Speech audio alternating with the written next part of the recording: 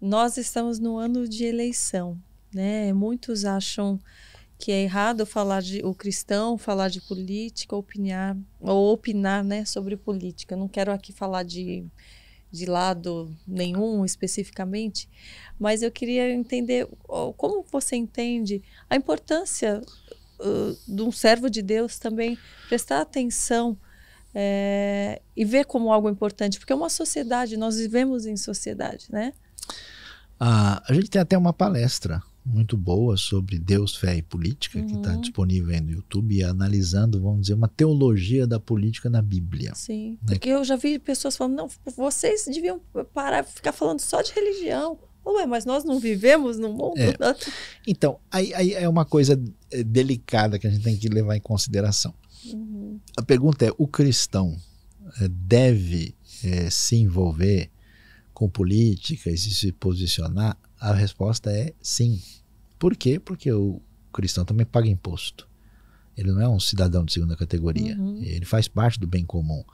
Então, ninguém tem o direito de dizer, você é ateu, então você não pode falar nada sobre isso. Você é de tradição judaica ou islâmica ou evangélica, então você fica quieto porque nós que não temos religião nenhuma somos superiores e nós podemos falar desse assunto. Quem disse isso?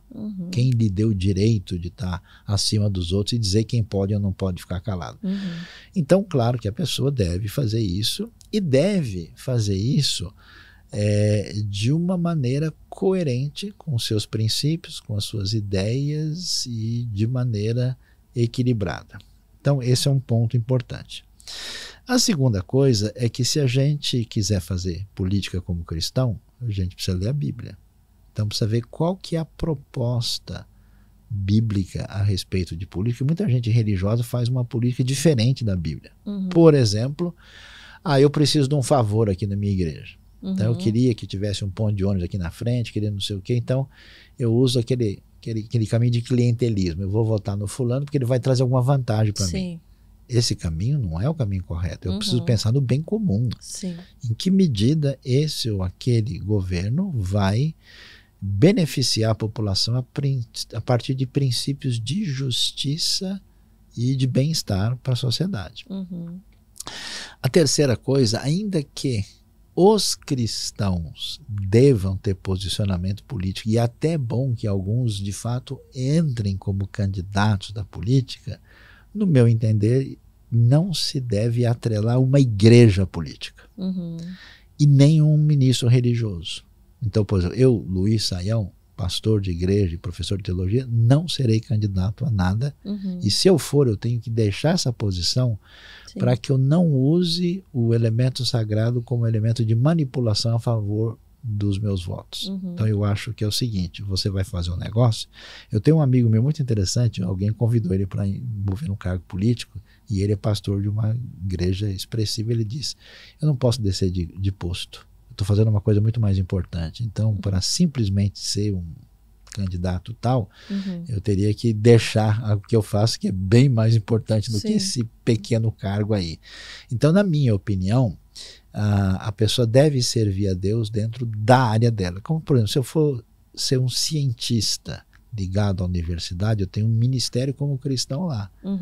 Agora, eu preciso ver, não dá para ser 24 horas por dia cientista e ser pastor ao mesmo tempo. Então, as vocações são distintas.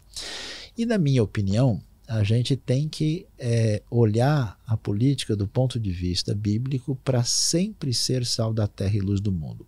Por isso eu desaconselho uma postura política radical onde você fecha com um partido, um indivíduo ou uma proposta, porque amanhã, mais cedo ou mais tarde, você vai se dar mal. Por exemplo, a gente conhece isso na política brasileira e fora da política brasileira.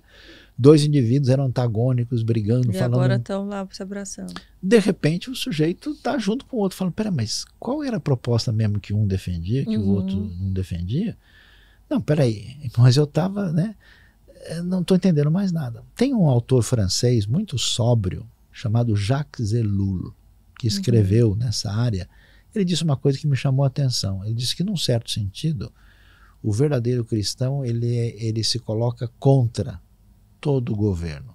A partir do quê? A partir dos princípios bíblicos, para que ele sempre tenha a voz de verdadeira autoridade para criticar o erro, a injustiça e a maldade a partir do fato que ele é sal da terra e luz do mundo.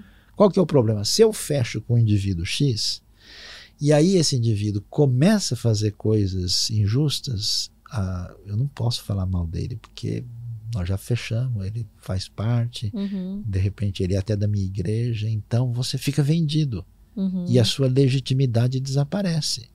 Então, nesse sentido, como gente da tradição batista, a gente sempre diz, olha, política e igreja propriamente dita não podem estar tão juntos assim, porque foi isso que aconteceu no nazismo.